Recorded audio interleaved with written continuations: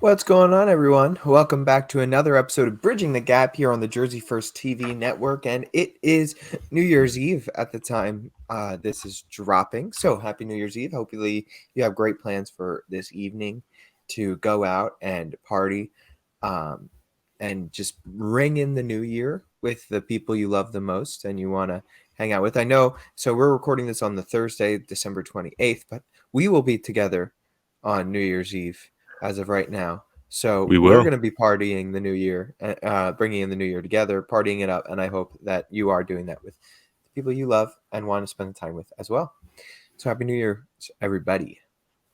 Very happy New Year. I'm looking forward to it. Yeah, I think it's going to be a good one. I mean, you say that every year, but so far Yeah. we've had pretty good years. Listen, I've been here for 24 of them. I don't think I've had a really tremendously bad one yet. So That's fair. I mean, some worse than others. knocking Like on wood. 2020, that's a good point. 2020 was a little rough for us all, but we made it Yeah, through. we're pushing. Impression. But anyway, this is Bridging the Gap, as you guys are aware. I'm AJ Malillo. I'm Stephen Rombolo. And we're gonna just do a brief show for this New Year's Eve, a little bit of a year in review type stuff, and then a little bit of a look forward to what's going on for next year. So I'm gonna kick it over to Steve to start us out. It was his brainchild, so I'm gonna let him really Oh take the boy. driver's seat for the episode. Let's do it. I love this stuff. So I think personally for me, one of the most important practices every year is, well, not even every year, let's be honest. Every day you kind of have to wake up and approach each day as an opportunity. And I think New Year's is just putting that concept, in the macro and setting yourself up for the next, 365, or if it's a leap year, 366 days. Um, setting goals, setting an energy, and setting attitudes that are going to propel you to the places you want to be, accomplish the things that you want to do.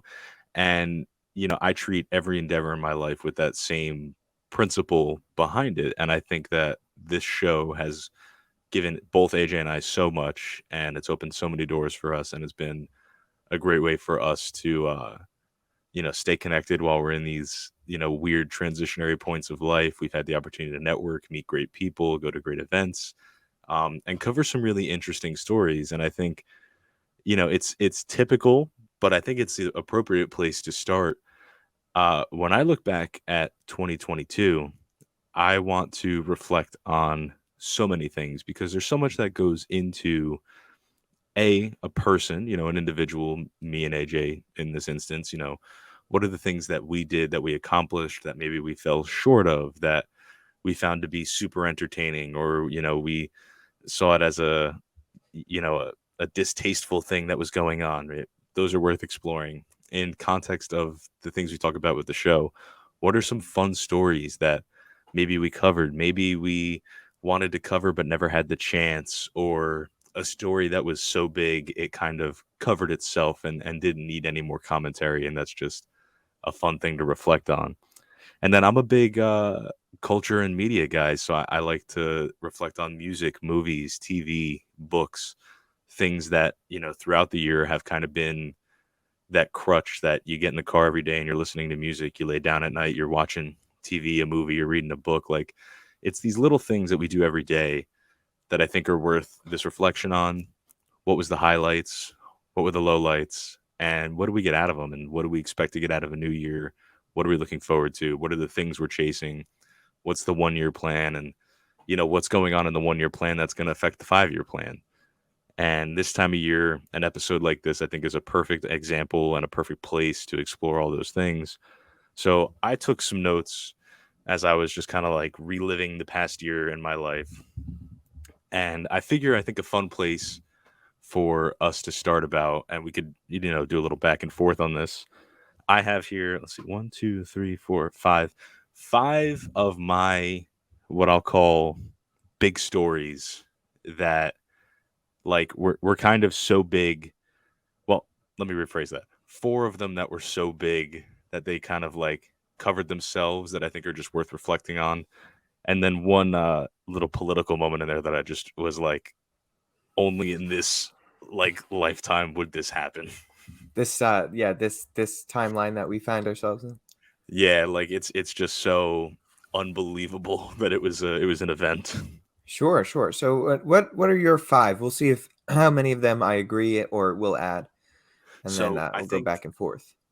perfect. So the things that I thought were memorable, upon first reflection as we prepped for the show, number one was the population of Earth crossing that 8 billion threshold.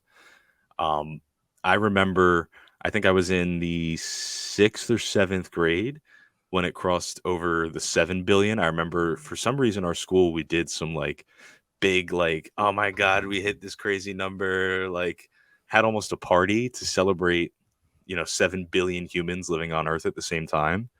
And to see the population grow and touch that 8 billion mark, I think is just representative of, I mean, if you want to get philosophical and big about it, us. And when I say us, I mean humans. Like, put into context, we're just two guys, who do this, and we have our own goals, our own dreams, our hopes, our wishes, our friends, our families. Uh, there is, give or take, 7,999,998. No, 999,998 or so people who also have all of those things that we have, and really trying to contextualize and conceptualize what 8 billion people even looks like is, I would say, it almost an insurmountable task. And to think that we share this earth and these experiences and all these things with so many people, it's an important milestone for our species.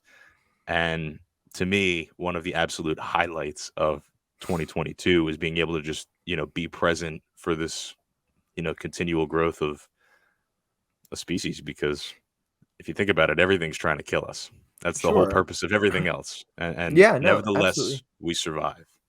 Absolutely. 8 billion people is a crazy number to think about. But I think what's important to note is there was, a point in time maybe 50 years ago that we thought we were heading towards overpopulation, and Yeah.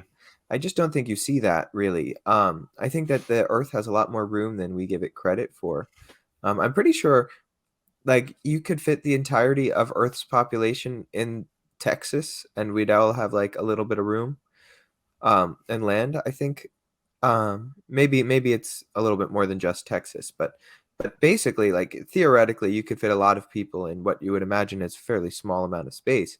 But so there's a lot of room left on this earth, and I think that people are pretty good.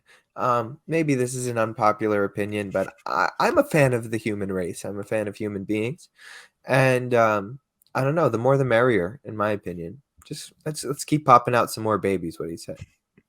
You're on the like the what? What's who are they?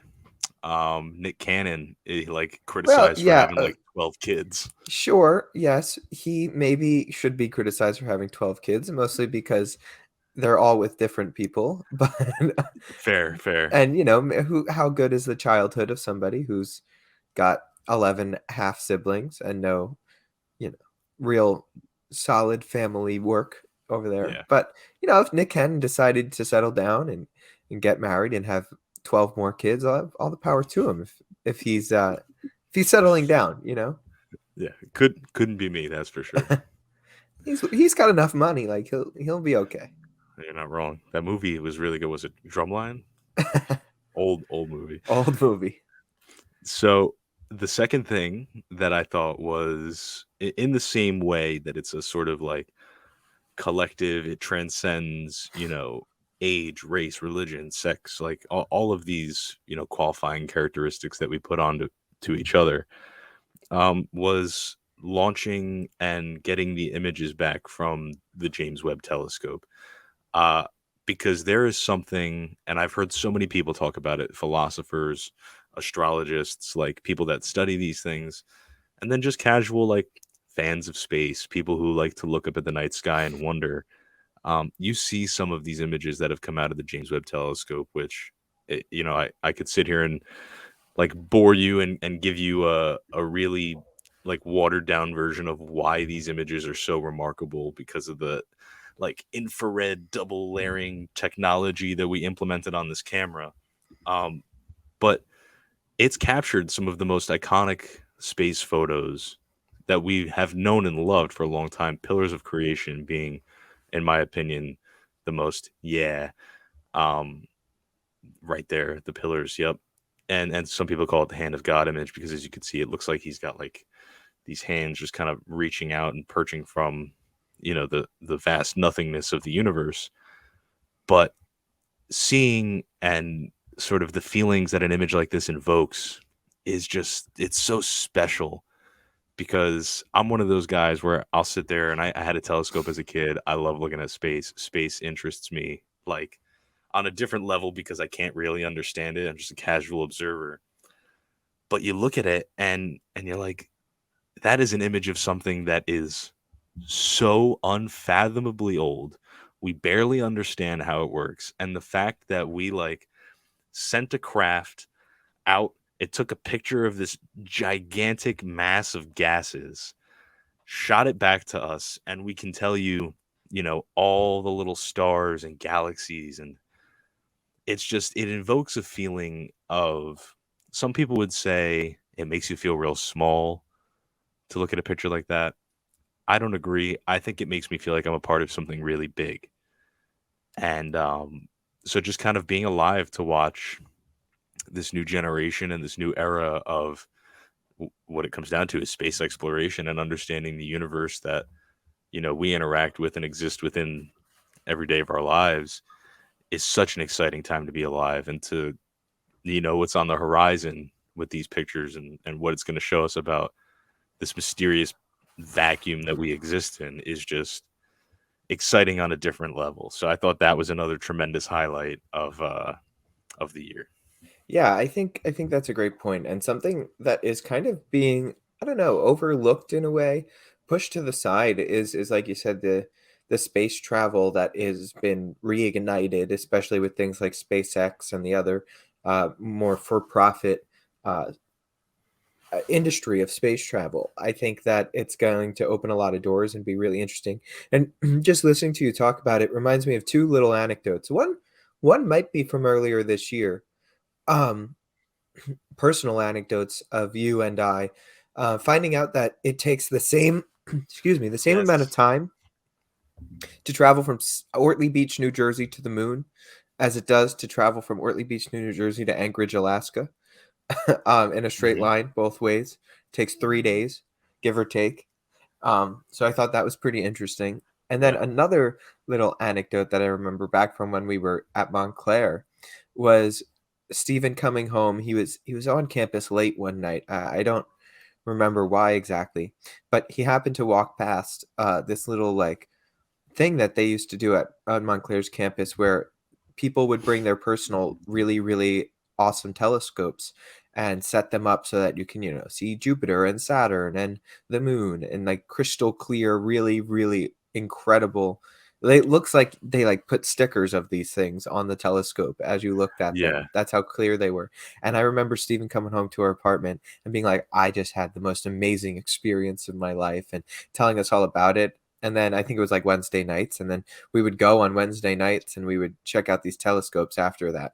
It was like a little kid. It's very funny. It's a fond moment and memory I have from, college days with Steven and I was him and his love for outer space and sort of like being like a little kid coming home from finding these really cool telescopes that they have set up. It's magical, man. I mean, like, and what really gets me going about this is you think about, and I've found a lot of, I'll say, peace in this concept, especially this year because I've really come to terms with it and how it affects my life. But people have been looking up and trying to figure out what is going on out there for as long as people have been here. And the fact that we exist in an era right now where we have the most, at least to our knowledge, um, advanced technological, like sound and accurate devices and tools used to capture and teach us more about this thing that, I mean, I think every single living, breathing human being right now, and any human being who has ever lived, has had at least a second of their life where they look up and go, I wonder what that's all about. And I think it's just so special to be a part, as every generation following us will be now, but it's our time to be a part of the cutting edge of that. Like I think about how amazing it would have been if Galileo could see the pillars of creation. You know what I mean? Like to blow his mind, and that's a guy that we learn about. Who when he was around was blowing other people's minds. So it puts it into context how much we don't know and how much of a privilege it is to experience these things. I'm gonna say in real time, but the way that space time works, we're looking at things that are like billions of years old, so we're really behind the ball in a way. But Fair. so the next one, um, I'm not gonna sugarcoat it. 2022 gave me a gift that I waited my entire adult life for. Queen Elizabeth Crokin. Yes, that was one. That was definitely one of the big ones on my list. I think that That's is a pretty huge story from this year. Obviously, highlight for me. the last major monarch of a major country, right? Passing away. She served on the throne for what, 80 years, something Yeah, crazy too like long. that. Maybe you know. She Uh, was at like the Platinum Jubilee, which I don't think right. like they just started making them up after a while. They were like the Blue Diamond Jubilee, the Triple Gold, like because she was really ruling for that long. Yeah. So, I'm sorry. She ruled for not 80 years. That was a bit of an exaggeration. 70 years. My bad. Still too long. 1952 to 2022.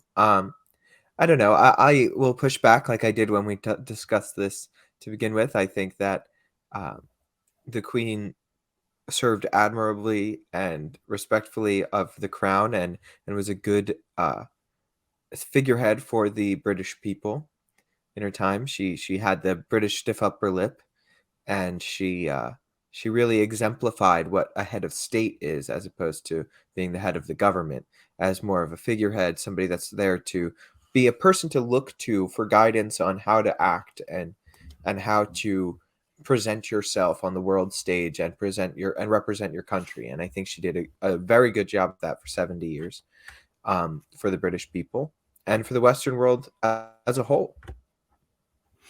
I mean, yeah, we definitely fleshed this out, and this is no new opinion of mine.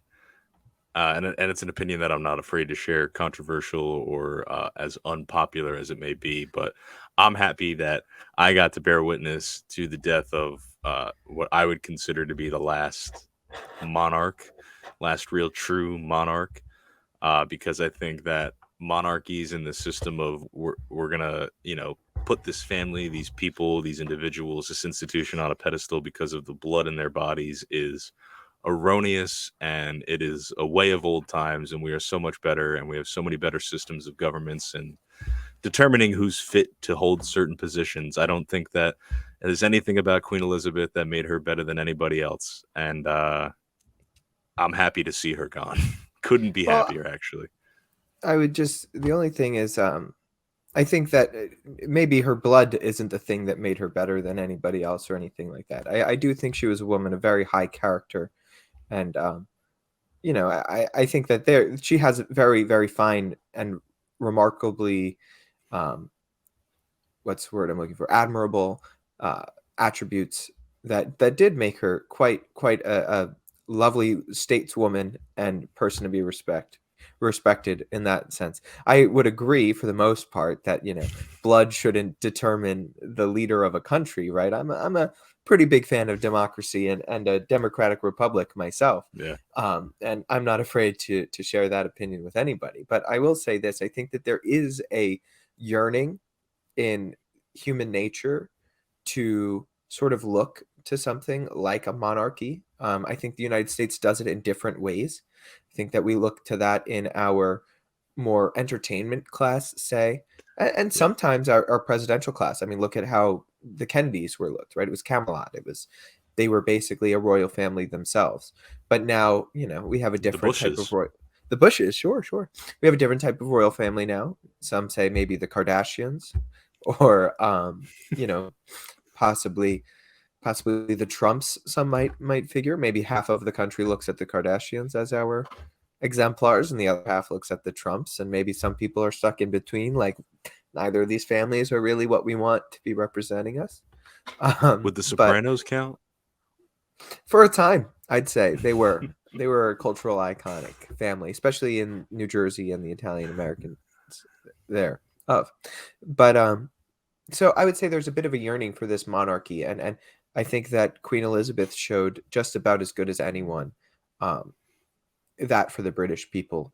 That unfortunately, I don't think King Charles or really anybody else in that family has the same character as the Queen did. Yeah, well, because she's a relic of ancient times. Fair. She uh, was a million and a half, so that's true. She did see the Magna Carta be written, and she also did. No, the fall of the Berlin Wall, and uh, she did. I heard she was front row when they crucified Jesus Christ. Actually, I, she was there now for that one now too. I'm not sure. Maybe she was crying on at his feet. I'm not too sure if she was front row. I mean, maybe she was front row, but it wasn't more. It was probably not a cheering event. No, it wasn't a cheer. It wasn't a cheer. So that's three. I got two more. I would say we'll keep it international, and then I'll bring it back home for the last one. Obviously, the conflict between Russia and Ukraine, it pushed, sort of woke the world up in a way that I think scared a lot of us when it happened. Because I mean, especially in everything that you and I learned in our schooling, AJ, is like nobody really expects war to function the way that Vladimir Putin, operated here. That's not to say it was a completely unexpected, military. What did he call it? Military operation. War. Um, yes, no, it's a war. It's a war. But the fact that we have in 2022, and as we're saying this, I got a notification this morning that just last night they launched, I think it was like 120 or so missiles at Kiev and other key cities in Ukraine. So it's still very much ongoing. But the fact that we have Russian troops and Ukrainian troops battling it out with guns on the ground, the civilian attacks on apartment buildings and hospitals, and no backing down from Russia, who at one point was functionally sanctioned out of operating in the modern world. Uh, there's no way to overlook that as a very obvious, low and disappointing point of 2022. But that being said, if you followed the signs, this was bound to happen. So Yeah. I think it's important to reflect on, you know, and even the responses to this have been controversial.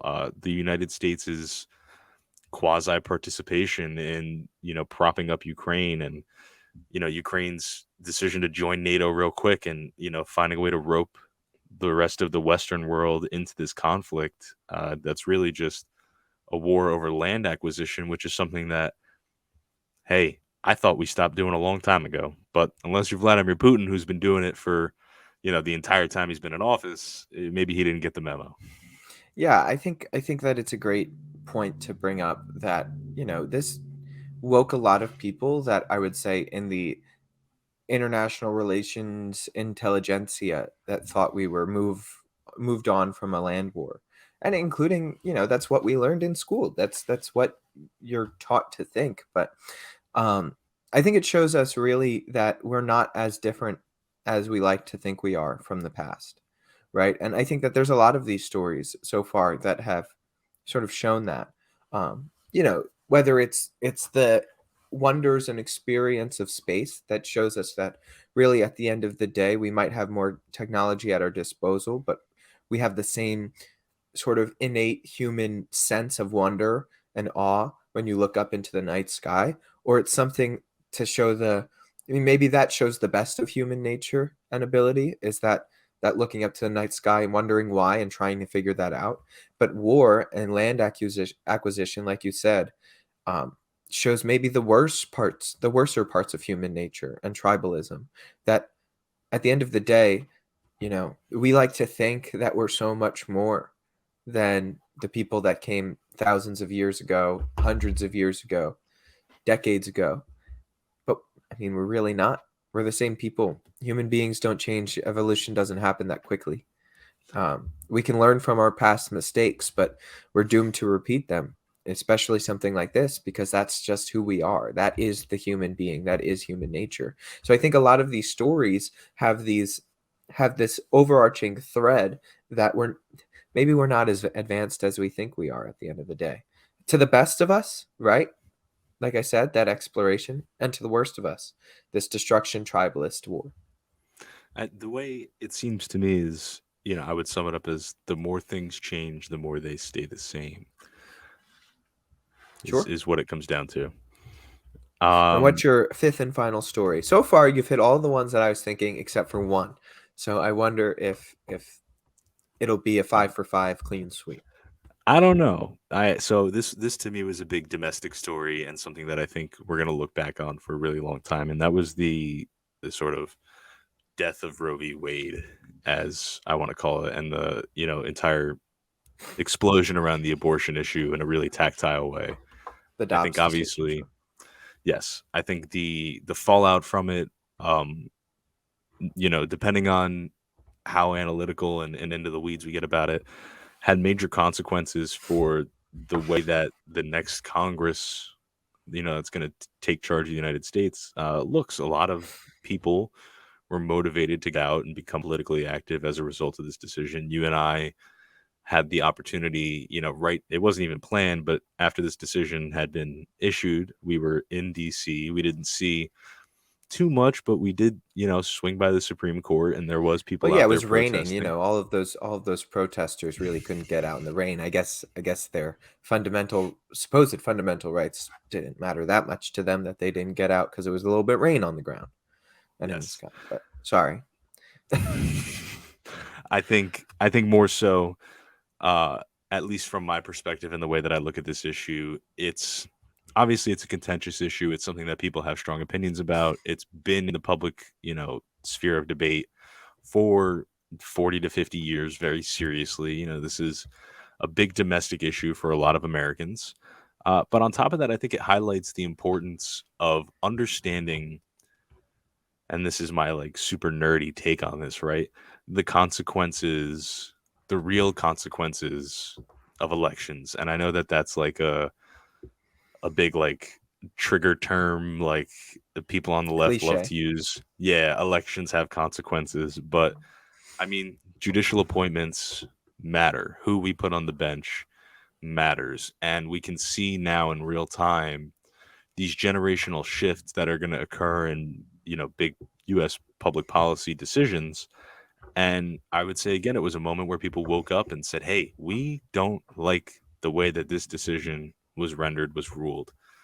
And I'm not speaking on behalf of all Americans, obviously, because there's a portion of America that completely agrees with the Dobbs decision, and that's their right to do that. But I think it ignited this debate over a really important institution in our country, and hopefully will lead to people considering long-term consequences for the people that they elect into these positions that you're afforded judicial appointments. One of the biggest successes, and I've said this and I do not attribute many successes to him, but of Donald Trump's presidency, was that he appointed a record number of federal judges. And you want to know where the longest lasting policy decisions come out of? The courts. So this was a hot button issue. It exploded onto the scene, and I think it really, in my opinion, highlighted the importance that the judicial system plays in American day to day life and culture. Yeah, I would agree with a lot of what you said there. There's just a couple little small points of pushback. First of all, I think that the Trump presidency had a lot of successes depending on how you look at the Trump presidency, right?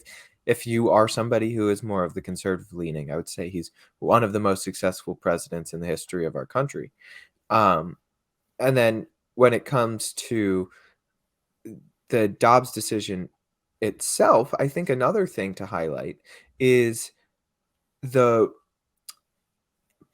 cause of action. I'll say that it pushed on our Congress that you don't usually see, that you haven't seen in a long time. And that is the codification of the Equal Rights for Marriage Act and the fact that that was voted in because they were worried that, maybe the court would in the future decide to take these rights away. Personally, I think that that wouldn't happen, but I'll say from an outside, not necessarily looking from an ideological lens here, but like just outside looking in, I'm glad that something worked in our government, right? What happened? One branch of government did an action, overruled Roe v. Wade. And that spurred the ambition of another branch of our government to cause an action of codifying a law that most Americans agree with, and that is the Equal Protections for Marriage Act, which is exactly what our elected body should do and exactly how it should function, right? These government agencies should be stifling each other's ambitions, preventing each other from making too much of radical change. And what we've seen for so long is that the court has been able to make this radical change without anything happening from the legislative branch or the executive branch. If anything, they just say, all right, well, we'll just pawn it off to them. They're not elected anyway. What do they care? They can make these radical changes, whether it's a radical change of putting Roe v. Wade into place or taking Roe v. Wade out and reversing it with Dobbs, whether it's the radical change of the Obergefell decision, which made gay marriage a constitutional right, or the fear that that will be reversed and taken away. And because the Supreme Court was acting within its power, that caused this switch from the legislative branch, which I think is important and monumental and something that we should note and probably we'll see further in the future, especially if we continue to have Democratic-led legislatures with a conservative-leaning bench. Yeah, I couldn't agree more. Never did I think I would hear AJ say that the government was successful at something. That was Yeah, well, successful as in they're doing what they're actually meant to do, right? And then what happens? If we don't like how they vote, then we can vote them out. If we do like how they vote, they stay in. And the Democrats had a really good midterm election because they were speaking to what voters wanted to hear for the Yeah. most part, right? And I mean, I think also Republicans ran really bad candidates, which didn't help them in that. But at the end of the day, the Democratic Party gave voters what they wanted to hear, and they had actual legislative achievements to sort of look back on and say, look, you voted us in and this is what we gave you. So I think that look, I'm fine with the Marriage Equality Act, whatever. That doesn't bother me particularly. I think it's a good thing, and anybody should be able to be as miserable as anybody else, as the saying goes. But I think that so I think that it's solid working of government, I guess, is the final point there. But those were your 5 stories, Stephen, and I have one Yes, story sir. that I think we should throw in here, and I think that the acquisition of Elon Musk buying Twitter was probably one major story that I think will have ramifications for years to come. I think it changes up the social media landscape tremendously. Now he's going to be stepping down, supposedly going to be stepping down as the head of Twitter and assigning a CEO. So we'll see where that story eventually leads. But I think that's huge. And I think that it goes right along with all of the other things that we're seeing in social media, which will play out for years to come. But I think that was one major switch that happened and should be noted. I don't disagree, and I'll be honest with you. If I had like a top 5 and then runners up, Elon Musk acquiring Twitter would have been on there. I probably would also have put Rudy Giuliani being on The Masked Singer on there. That's a major cultural moment right there. Yes. No, I agree. I think the conversations, and they've been happening for a long time, about free speech, how these things operate on the internet in this sort of unregulated forum, is really going to be, I mean, Elon Musk purchasing Twitter, it does usher in a new era to see how these things operate and what the lines and boundaries are and what's permissible and not permissible, and developing story, I guess. Maybe that's why it didn't click over to the top 5. There you go. All right, Steve. So what's our next brief topic here All right. on the show? So I wanted to fire off. I have 4 categories, and I figured we could do like a lightning round here, so we could, clock this in under our appropriate time range. I I want you to pick and lead first on this one. Favorite.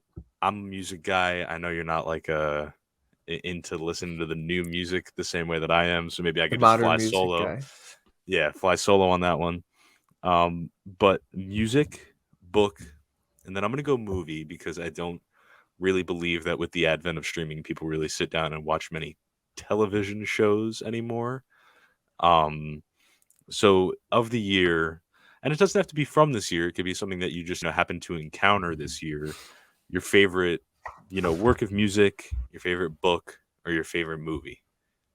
Yeah, I mean, I don't know. Work music is hard because I do listen to old music, mostly, pretty much exclusively.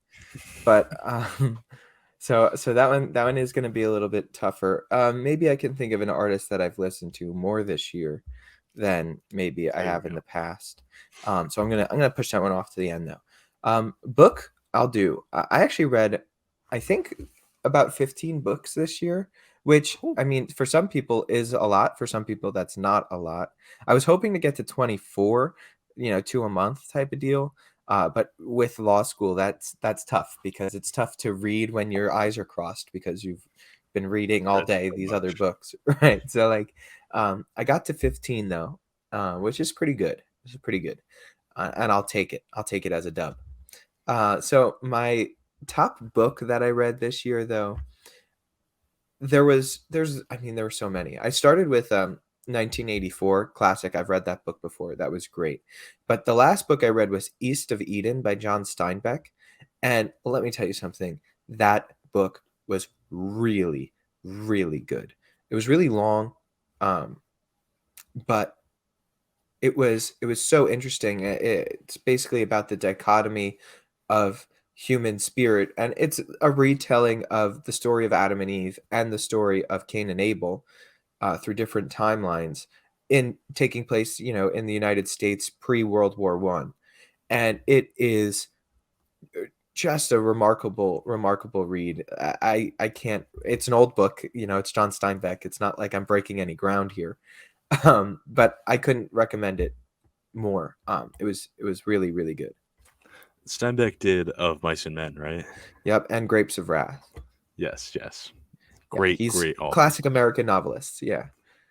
Boom. Um, I also read a few C.S. Lewis books. So he's the guy that wrote Oh, Narnia, the yep. Screwtape Letters, Mere Christianity. I read his science fiction trilogy, called the I think it's called Out of the Silent Planet was is the name of the first book, and it's a three books in the series, and that was really, really good too. I read a lot of really good books. So highly recommend that one. But yeah, so I would say those for top books. For top movie or television show, I would say that I have two. I would have a top television show. The new Game Okay. of Thrones series started, came out, and it came out serially, right? So it came out every Sunday, like an older show does, instead of all dropping at once. And I thought they did a really terrific job with it. I'm a big fan of the original series, and I was a really, really big fan of the new season of the new series, the first season of the new series, I should say. And then movie, I really liked the new Batman movie a lot. um, that was a really terrific movie. I think that Robert Pattinson Yeah. did a great job as Batman. Um, so I'm gonna go with that. I also just saw the I Whitney Houston biopic, Steve. You would love it. It was How was that? tremendous. It was You know I tremendous. The love I love the Whitney. actress that plays Whitney is gorgeous, and I'm not sure if she did the singing in it, but if she did, holy cow, it was awesome. That was Mm, very good. I saw that on Christmas with my parents. It's very good. very nice. And then What was the other one? Oh, music. Yeah, I kind of pushed that one to the side because I didn't really have an answer. Um, I don't know. Like we've been saying, I listen to mostly older music, and um, I don't know. I listened to a little more folk music this year, and I okay. I really enjoyed that. I think the storytelling is really, really good. Um, in folk artists and how they write their music, it's kind of like, I don't know. It's country without a twang, and I appreciate that. That's fair. Interestingly enough, one of my favorite albums that came out this year, I would say, is very folk oriented. is called The Futurist by this gentleman Nathaniel Rateliff and the Night Sweats. Right. Big fan of their music. Had the opportunity to see them live this year. So maybe some new music in the genre that you could fancy, and maybe we'll come back next week and be like, I have a favorite album of 2022. There you go. There you go. I also listen to a lot more John Mayer, and I think Oh, he's underappreciated. gravity. Like he's like this pop artist, but he is such a brilliant musician, such a brilliant vocalist. I mean, he's Berkeley School of Music trained. Like, Yeah, man's no joke. He's great. and he's been playing with the Grateful Dead, which is Yep. really Yep. cool. He's also got a tremendous watch collection. Fun fact about John Mayer. Love his watches. Um, so for me, I'll work in reverse of you because music is my most like the form of media I consume the most of. So I broke it down. I had three favorite albums across three genres. I just told you one, The Future by Nathaniel Rateliff and the Night Sweats. Very folk, very rock, like Americana to the core. It's like this little like chunky dude with this awesome beard, and he just like rips these awesome vocals, and he's got this sweet band with all these horns, and it's electric. It's so much fun. I'm a Um, big fan of a short king with a beard and a little bit chunky myself. I'm a I big wonder fan of why. that. um, I'm a huge fan of hip hop rap music, and this is one our sweet friend Nick is gonna really love me for saying. But my favorite rap album that came out this year was Benny the Butcher's album, Tana Talk 4. That's interesting. He's yeah. And listen, I had the second one on there was Kendrick Lamar's album, Mr. Morale and the Big Steppers, which it was a hit critically. Um, but I think Benny the Butcher, he's this, for to be frank about it, a gangster from Buffalo, New York, who has spent a long time trying to make a sound for his city, and this was his first really well received, critically and popularly received album. And there's something about a small artist that you can watch make it big in real time that I just find to be so rewarding, and that's mainly why I liked this project. He's got some good beats on it too. A lot of good producers. There's a DJ Premier track on it, which is phenomenal. Yeah, I think that's really interesting because if you know anything about, the relationship of Nick and Steven, which the three of us were college roommates, a lot of that relationship is Nick finding these super, super obscure rappers and introducing them to Steven, and Steven Yeah, absolutely trashing them. And then one day, maybe like 6 months later, him walking in and saying, "Hey Nick, I really like this artist," and Nick's like, "I showed you that artist 6 months ago, and you yeah, trashed him." So yeah. it's very interesting to see. He's the early bird. You know what I mean? It's fine. Everybody gets the He's worm on the eventually. cutting edge. He's on the cutting edge. Yeah, I would say though my favorite album that came out this year, which if you know me, is not really a surprise. Paradise Again by Swedish House Mafia. I have this like weird little love for electronic music that's like I have a very special relationship with it and I don't share it with the world. And these guys are so awesome. The first project in 10 years from these dudes. Everybody thought they were gone and they come back with these crazy songs. They got Sting from The Police featured on a song. They got The Weeknd. Like these guys came back in a really big way and they're still working on a tremendously successful tour. I didn't have the opportunity to go see them, but just phenomenal artists that really like pushed the genre forward a decade ago and came back and were like, we can still do this if we want to, just so you know. Now, Steve, correct me if I'm wrong here, but didn't Swedish House Mafia's album come out in very close proximity to Daft Punk announcing that they were, um, done and breaking up, or am I wrong about that? It was pretty close. It was pretty Yeah, close. because I remember the high and low of that, like the devastation that Daft Punk was Yes. was no longer going to be together, and then you got the Swedish House Mafia or album that came out, and sort of Yes. the juxtaposition of those two things. It was like everything's okay again. I can't have this anymore, but I never thought that I would get this, so I'm happy that I have it. Right. Yeah, that's a fair way. That's another major story is that Daft Punk Daft is Punk, yeah. is no longer is defunct, you know what I'm saying? And Daft Punk is defunct. And you know what's interesting about that? That day is particularly scarred in my brain because it was within 48 hours that Daft Punk announced that they were no longer together, that Kim Kardashian and Kanye West announced they were getting divorced. Right, And it right, was right. like two of these monumental things that I'm like really invested in, just like Two shattered in pillars front of my collapsing. face. Yeah. So tough. That's another low, I guess. Like Kanye's got way more lows this year, though. Yeah, I That's think we're it got not a even lot gonna. lower for Kanye this year than just Yeah, that. we're not going there. Um, Movies for me, I didn't go out and see many new movies. I got two. One of them I saw recently. It's called The Menu. It's this weird like sci-fi psychological thriller. It was a really good watch. Every The movie foodie. Steven likes is weird. That's a fun fact for you. If it's not Paul Blart Mall Cop, it's a really obscure, it's a really obscure movie by some random director who he holds in a super high esteem.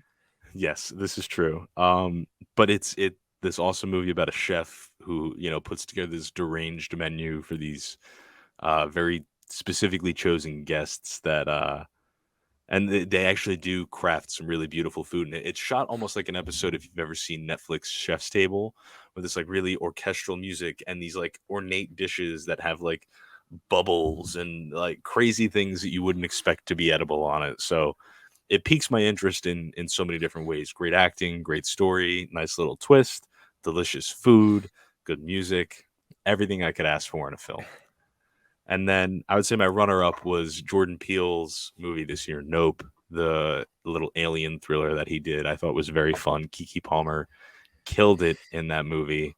And he's just an interesting director. I love seeing what he does. His commentary, is deep, but it's profound. So I love anything that he puts out. In terms of a television show, I'm late to the game. I know 100%, but I started watching Better Call Saul. Woo. Love that show. Saul Goodman. Saul Good, man. Yeah. Saul Goodman. I love it. Yeah, I've had some difficulty getting into Better Call Saul. I hear everybody says it's great once you get into it, but like the first couple episodes are tough for me. It's not like Breaking Bad. Where Breaking Bad, I was hooked after episode 1. Yeah. Dude, Better Call Saul, you got to give it like a good 4 or 5. Really dig in, let it marinate, because the first few episodes are really like legally interesting. Like you watch this guy operate as a lawyer, and then once you learn about his story and the way that his character evolves and the people that he meets, Mike from Breaking Bad is a huge character in it. So that was really entertaining for me this year too. Yep. And Yep. then with regards to books, I think I read maybe 4 books this year, so it wasn't that much of a choice for me. But Green Lights by Matthew McConaughey, the autobiography. Oof, that guy can tell a story. He has an interesting life. I've always been inspired and impressed by him, just the way that he carries himself, the things he stands for, and to have a written account of such an interesting guy's life. He really drags you into his world, and you learn a lot about his philosophy on moving through life, uh, challenges, and dude, I don't want to spoil the book, but did you know that he was like functionally kidnapped by a family in Australia for like 8 months? I did not know that. No. Yeah, it's amazing. So if you want to learn about that, I couldn't recommend it more. He is a storyteller of a generation across so many platforms. I think it's a really special account of a really interesting guy. Well, to that I say, all right, all right, all right. You know what I'm saying? Nice. I like what you did there. That was good. If we're talking autobiographies, I read Clarence Thomas's autobiography this year. Ah, That was tremendous, tremendous, and very good. It's an older book. He wrote it right when he was right when he was on the Supreme Court, like right after he got appointed to the Supreme Court. That was a very good book. I also thought that Sonia Sotomayor's autobiography was really good. We read that a couple years ago. So I yeah. think that those Supreme Court autobiographies are pretty interesting if you have a slightly legal mind. But even if you don't, they just have super interesting stories, especially those two. Talking about Yeah. one of the first Black Supreme Court justices, not the first, but one of the first, and the first Latin American, Puerto Rican justice in Sonia Yeah. Sotomayor. So yeah, they're two terrific stories. They're both, kids that grew up in the city and poor and really good. So the last thing that I feel like I want to talk about, since it is as you're watching this when we're coming out New Year's Eve, is just the quickest that you could, rip it off, what are some things that you want to accomplish in the next year of life? Yeah. Well, there's it's so interesting for me to sort of reflect, not just reflect back on the past year, but anticipate the year going forward, because it's you really have no idea, right?